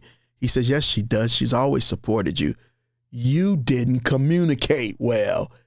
And I took a year, 2017 to 2018. I took a year of helping her understand transition. So that's a word of advice that I've learned. When you transition, Don't forget about the people in your life, including your partner, your spouse, and even your children. They matter. And I didn't do that well. But again, going back to, like we talked about, that comes from the relationship that you have with your wife. Whereas much as she was afraid, she wasn't quitting on you. No. She just wanted to understand a little bit better. And had you dug your heels in and been like, this is what I'm doing, that's not going to end well. Oh, it didn't feel good. That moment, I felt abandoned. One of the best books I've ever read, the most influential books I've ever read, is The 5 Love Languages by Gary Chapman. And it teaches you what your love language is. And most relationships fail because they're trying to give their partner, their spouse, what their love language is and not understand their partner or their spouse's love language. Well, my love language is affirmation. She has always given me the love that I needed and spoke my love language. I had not always done that for her. I've always tried to give her what I wanted. And it was at that moment that I felt abandoned because she didn't affirm me. So I took that year to speak her love, give her, and all she wanted, she likes quality time. She wanted to know, spend time with me, help me understand this transition. And I hadn't done that. And so she didn't abandon me. She did not support me. What she wanted was for me to communicate with her. Here's a wonderful example. We're at the conference last night in Anaheim. She's with me, Women Leaders in Law Enforcement Conference, and I'm speaking. We're sitting with the sheriff of San Mateo County was there, her undersheriff, her chief of staff, her deputies, and I introduced them to my wife. And the chief of staff asked my wife a question. How have you been so successful in your marriage? And she said, communication. It's still important to her. It's her love language. And as long as I communicate with her, we're good. But you know what happens most days? She'll say, every time, she loves me, no matter where I go. She said, how was your day, honey? And most of the times, you know what I want to say? Because it's not in me. I say, it was good. Where's the remote? And I have to lean into discomfort to say, no, she doesn't want to hear where's the remote. What she wants to hear is, oh, I had a great conversation with Paul. Man, he showed me the whole podcast room. We talked about relationships. He told me about his past relationships. He told me about his triplets. And now she's getting fired up. Now she's leaning into, and now she has a great evening. And now my evening is good. Not because I didn't do what I want to do is where's the remote, game's on tonight, but that I did what she needed. And that's what I've learned to do. Doesn't always taste good. Doesn't always feel good. I don't always want to do it, but I know that it's my job to outlove her and it's her job to outlove me. And we play like that. I tell her, you can't outlove me. She says, no, let's try. You can't outlove me. We're both competitive, but that's what we try to do now. We try to outlove each other. And that's a part of transition, is to make sure you bring others into your circle. Nipsey Hussle, he's an entertainer in Los Angeles, and I didn't know much about him until he was actually killed or murdered in a shooting. But Nipsey Hussle said, if the people in your circle don't inspire you, then it's not a circle, it's a cage. I'm going to say that one more time. If the people in your circle don't inspire you, then it's not a circle, it's a cage. And I think there's a whole lot of people that think they're in a circle, but what they're really surrounded by is people that don't uplift them, inspire them, encourage them, and they're really in a cage. And my advice to people that's going to transition is to make sure that you have people that's in your circle that will challenge you, encourage you, inspire you, and check you when you need to be checked. And another variation that I've heard is if you're in the room and you're the best in the room, you're in the wrong room. You're in the wrong room. Yep. Absolutely. Same thing. Mm-hmm. The constant need to improve yourself should never stop. Mm-hmm. and finding those people that will challenge you. Not challenge you per se in that you're not enough. Mm-hmm. Challenge you in the sense of, can you do more? Mm-hmm. What more could you do beyond what you're doing today? Mm-hmm. Yes. And was that a question to me? Or just that kind was of a statement? Yeah, I like that statement. And you know that circle that you sort of, in that room you're in, they have to be people who are confident and comfortable with who they are. Let me give you a good example. I asked you about doing a podcast. You shared your knowledge with me today. You didn't say, I have a podcast. I ain't telling him. Why would I tell you what camera and what microphone to buy? Now that's another guy in the podcast realm. And now, that I have less. You didn't do that. You immediately told me about every piece of equipment in your room before we were coming here to do business. But you know what that tells me about you? You paused enough to connect with me on something that had nothing to do with the session we were having, and you poured into me knowledge that you had. That's the kind of people I want to be around. For me personally, if my success as a podcaster comes from holding you down as a podcaster, that's not success. Yeah. If I tell you everything that I know and you far exceed me, more power to you. Absolutely. I wish that upon you, because at the end of the day, I can still look in the mirror and go, nothing I did was a deterrent from your success. Yeah. And I just love, though, it was important. We hadn't met till today, and I'm enjoying this conversation, but more so about the conversation is how your wife greeted and said hello, and then you made me a cup of coffee, and you share your knowledge and experience. This is easy, having a conversation, but I could tell you care about relationships, and that's what I live for. I live for building relationships, and you did that. It was just beautiful this morning, and encouraging and inspiring, all those things at the same time. I often say this, that from the day we start in these careers, first responder, veterans, one of the thing that gets drummed into us, we are a team. There's nothing that we ever do by ourselves. Mm-hmm. If you end up in a situation by yourself, stuff has really gone bad. Yeah. And my thing is that it just like with you and your wife, my success starts every day with the support of my wife. Yeah. The support of my family. Yeah.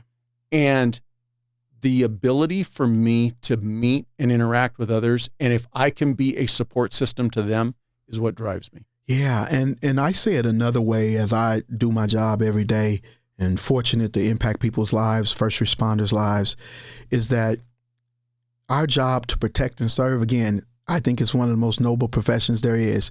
And our job, in order to be great at our job, has taught us how to suppress our emotions so that when the bullets are firing, people are running out, we're running towards it.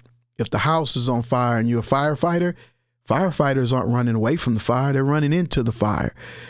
Our professions have taught us how to suppress our emotions, but oftentimes they don't teach us how to express our emotions.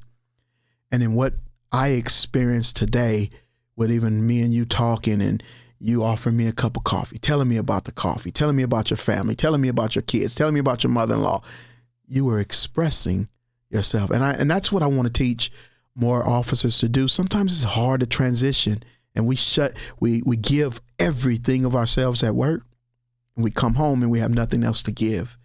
And the people at home is the ones who suffer. I want to teach officers and first responders how to suppress your emotions to do your job well, but also how to express those emotions to the ones you care about most and love the most. Go back to you as a young boy, and you're talking about how your father raised you, boys don't cry, mm-hmm. young men don't cry, mm-hmm. keep your head up. Mm-hmm. For these jobs, there is that time. You got to keep your head up. Absolutely. We don't have time to cry right now, but we need to encourage our brothers and sisters that when you have the time I'll use the light switch analogy. Yeah, you got to turn the emotions off, get the job done. When the job's done, turn that switch back on and make sure you're bringing back those emotions to the surface. Yeah, absolutely. And you know, one of the sayings that I've had is, dear command, dear leadership, there are humans behind the badge. And what I want to encourage our brothers and sisters to do out there is to understand that you're human. And there are times, and there's an appropriate place for us to be the superheroes. And every single day, there are men and women who wear the blue, and in many other professions, military, and who do what you do, that you are superheroes. But what you are not is superhuman. And that's where I want to emphasize. Find those things, those places, those strategies where you can just communicate, breathe, lean into discomfort, sleep on it, and all those things that you need to do to just come down to be the human that you need to be in order to survive and have wellness. Again, hurt people. I want to encourage people to be well. And that starts with you sometimes, of taking care of you yourself as an individual, developing yourself, taking care of yourself, looking at your calendar. Just every now and then look at your calendar and say, in a week's time, 2 weeks' time, is there anything on my calendar for myself? A jiu-jitsu session, a yoga session, a movie, a walk, a run, something. Put it on your calendar for yourself. Research says that if you actually put it on your calendar, even if you don't do it, it reduces the cortisol in your brain. And I'm big on understanding the chemicals, the cortisol, the adrenaline, the things that's happening that you can't see in that brain. There are some things that you need to do as a human in order to deal with those chemical reactions, and just do something for yourself. Make sure you prioritize yourself at times. Did you get your PhD out of the way before you retired? I did. Again, that's part of my transition. So even while I was a federal agent, senior executive, I built in discipline and went and got my PhD to help me be ready to transition. People call me all the time, and they may call me 6 months. I had a call this week. She's from an executive. She's retiring in 6 months. I said, I'm going to help you through it. I'm going to coach you through it. I wish you would have called me 2 years ago so I could help you transition, but I can help coach you in the 6 months, and gave her some plans. So yes, I got that PhD before I finished. I finished my PhD in 2012. I retired in 2018. And have you made it to academia in the sense of official teaching at the college level? Absolutely. I started teaching when in 2011 or so. I went to Strayer University and I taught one class, one criminal justice class, because they loved that I'd been in criminal justice for 20-something years. I taught one introduction to criminal justice. I taught it one semester and then took a leave of absence. I said, when I have some free time, I'll come back and teach another class. So on my resume, I had been teaching years and only had taught a few classes. Once a year, I might teach a class, once every other semester, but I was still on the rolls. And I did that so that I could have it on my resume when I finished, and when I retired in 2018, I had 6 years of teaching, may have only taught 6-7 classes, but all of it again was a part of my strategy and my plan. I had some coaching certifications. I led 9 other SES executives. I need to be able to coach them and help them understand. So I went and got took coaching certification. Well, that helped me manage my senior executives better. But when I retired, now I got coaching classes already done. So I encourage people to find things in your life that can help you do your job better, but also think about how it may help you develop as an individual. And that's what I think individuals need to do. And you shouldn't start doing that 3 months before you retire, 6 months. You should at least start doing that between 4 and 5 years before you retire. And when you really have a good system, you can even build it throughout your career. You had a job lined up when you made your transition.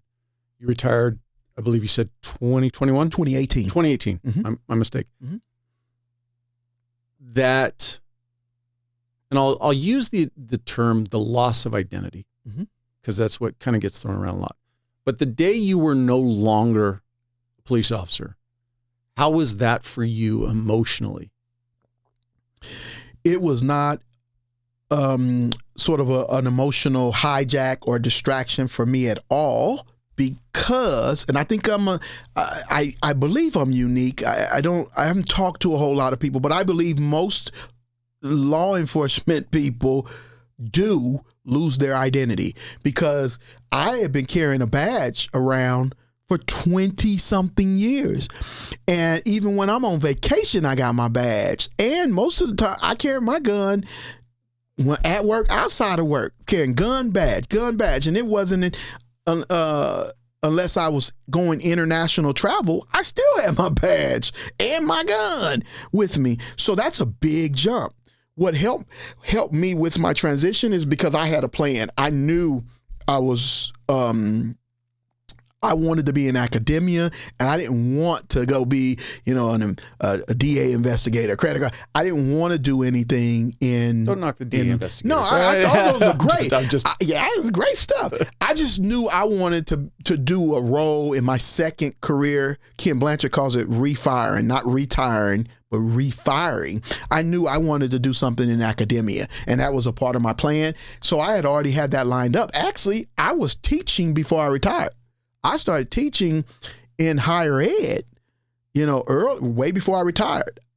I was a part-time faculty, not just that one class. I was doing part-time online teaching. I read a book. Again, you got to read, you got to do your research. I read a book called How to Make Six Figures Teaching Online. That was my goal. I never wanted to teach in a brick and mortar university. My goal was to make six figures teaching online. You strike me as a person, though, who would prefer to be the interaction of in-person in the classroom. You're absolutely right. I would call myself an extrovert. I would call myself wanting to be in the classroom with that students, building relationships.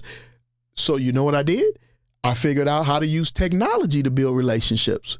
So you can't create your own barriers. I love interacting with people. So how do you do that in an online environment? I'm a deputy chief, but I also want to build my resume to be able to teach. So I do virtual coffees. I'd find students who were in the area and say, would you like to meet for coffee? I would do virtual office hours and just sit there, literally sit there on a Zoom or a platform, and nobody showed up. I created virtual office hours for students. So you have to create ways in which it meets the things that drive you. You picked up on that so well. When I became a senior executive, I'm in DC now. I walk the halls every day in Detroit. Good morning. How you doing? How was the children's soccer game? Every day I was in the office, I walked the halls. So I had to ask myself when I became a senior executive in DC, how do I walk the halls virtually? So I would do, before there was a Zoom and all that, I had video cameras, and that was hard. That first transition in law, my executives thought I was trying to see if they were at their desk. I said, no. I had to explain the why. No, I love y'all know I walk the halls. I'm not trying to see where you're at. I just want to see your face and we connect. It's my way to virtually walk the hall. So my question to you, to the audience, is you got to find how to continue to be yourself. I never left that. From the time I became a supervisor, Deputy Chief Erhern said, continue to be yourself. From showing up at briefings, going out on search warrants, to now virtually walking the halls, I've always sought out innovative ways to stay true to the things that inspired me on how I lead others. Going into, and I apologize again for this, I wish I would have had your book before we sat down to talk, but the process of wanting to write a book and then making it happen, where does that come from? And then what's the book about? Yeah. So I work for a company called TalentSmartEQ. We focus on bringing, teaching organizations about emotional intelligence, the ability to recognize, understand, and manage your emotions. And I do most of the conferences for TalentSmart. I go to ATD, Chief of Police Conference, and different conferences. I'm the Vice President of Law Enforcement and Government. And as you can tell, I like to speak. Well, I was going to all of these conferences, and we take our books. Our foundational book is Emotional Intelligence 2.0, written by Travis Bradbury and Gene Greaves. And we have other books as well, based upon the foundation of emotional intelligence by Bradbury and Greaves. So at these conferences, we're selling books, giving books away, and people were coming up to me after the workshops going, "Can you sign the book? Can you?" And I'm like, "I'm not Travis Bradbury. I don't care. Can you sign the book?" And I've literally signed thousands of copies of Gene and Travis's book. I had no problems with it. None. Because that's the company I work for. I believe in emotional intelligence. My PhD research was in emotional intelligence and leadership styles of law enforcement executives. So emotional intelligence is my expertise. It's my passion. It's my love. And I didn't have a problem if the person knew that I, wasn't signing. But then people would come up to me and they would say, "Can I tell you something? That was an amazing workshop. Why are you signing other people's books? When are you going to sign your own book?" And it was last year, around this time, literally around this time, I'm at the Women's Leadership in Law Enforcement Conference in San Diego.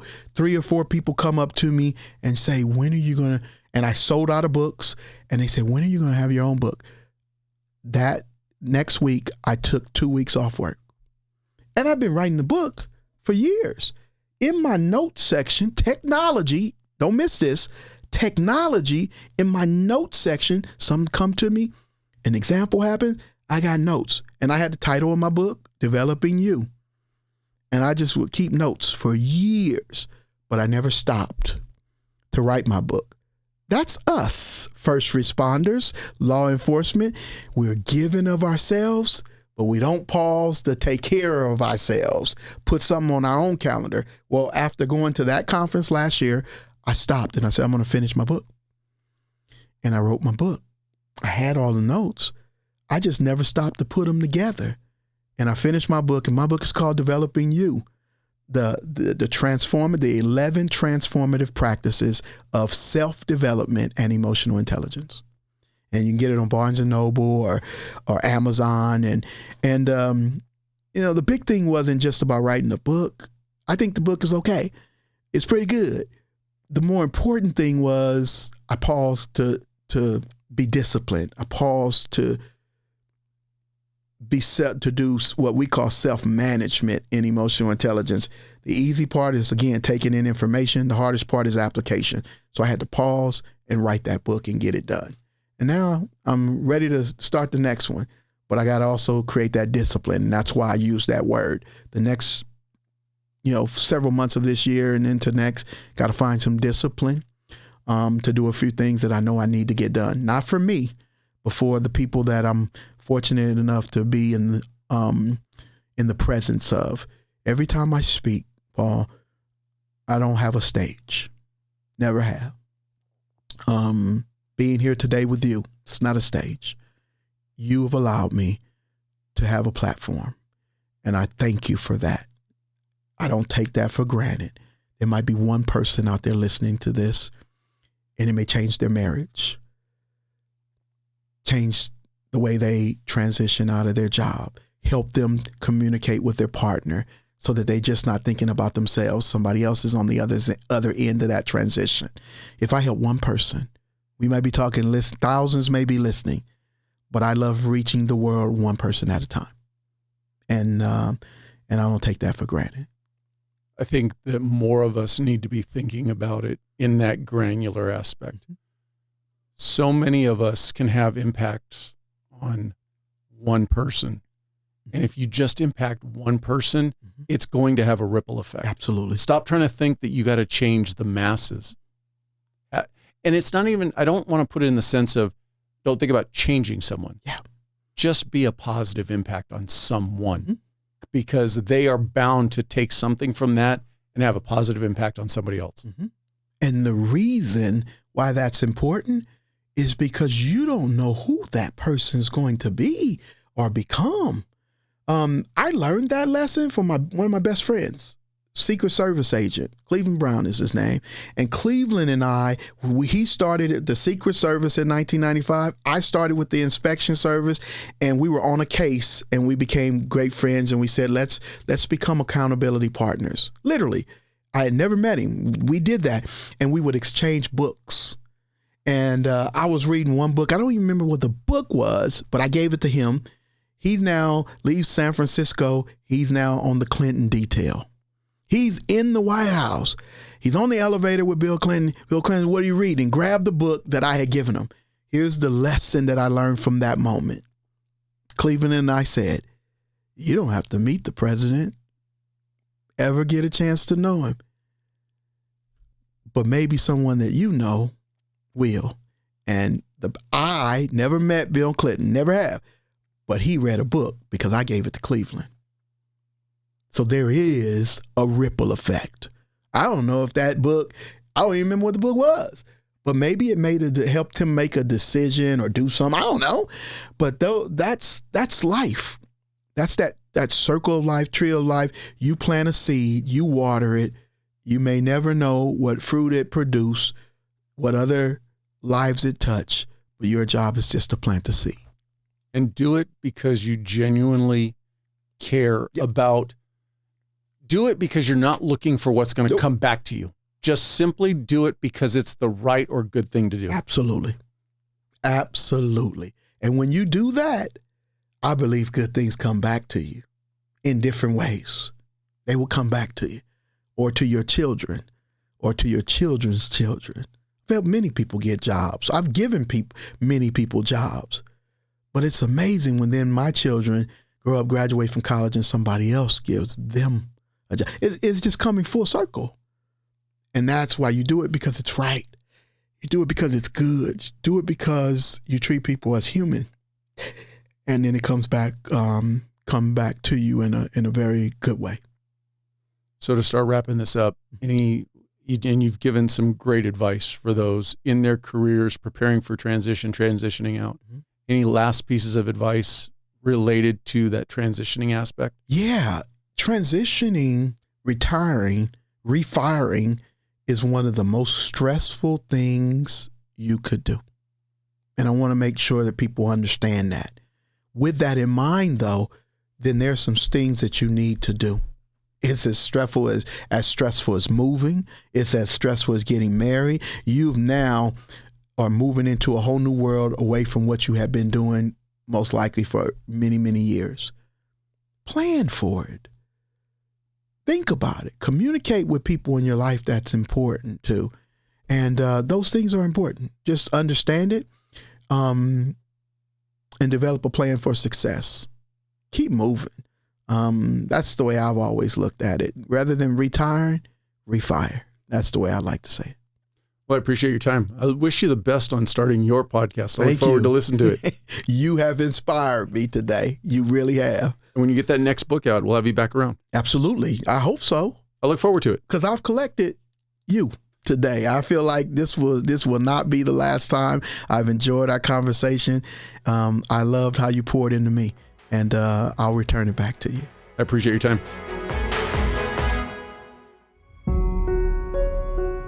I appreciate you watching. But before you go, if you like the video, please hit that subscribe button. Also, any comments are appreciated. Thank you.